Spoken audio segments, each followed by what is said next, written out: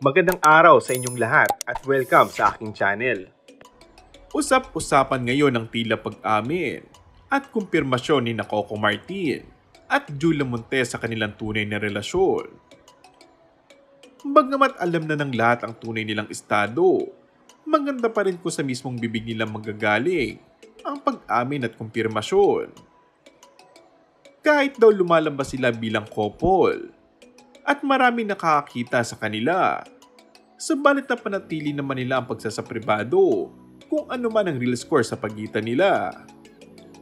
What you see is what you get, ang peg nila, dagdag pa ni Coco. Pero sa kabila ng pag-aming ito, ay hindi pa nila kinukumpirma kung makalat at chika na may dalawa na silang anak ni Julia. Matatanda ang hindi mamatay-matay ang chikang nanganak noon si Julia. At nasundan pa ito sa kasagsagan ng FTJs ang probinsyano. Kaya raw kaunti na lamang ang exposure ni Julia bilang si Mara. Maging ang naging binyag sa di umano'y pangalawang anak nila ay inihirita naman nila ngayon ng baby reveal. Komento ng netizens, "We respect your privacy. We are happy for you." Yung baby, kailan kaya aaminin?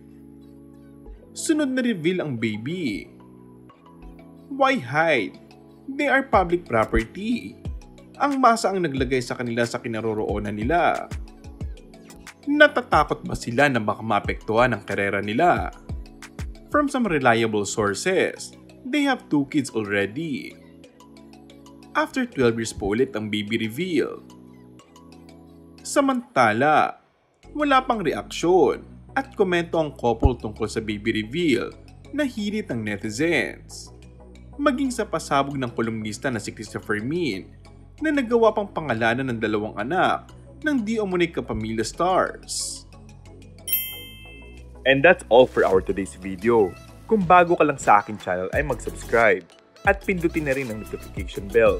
Maraming salamat!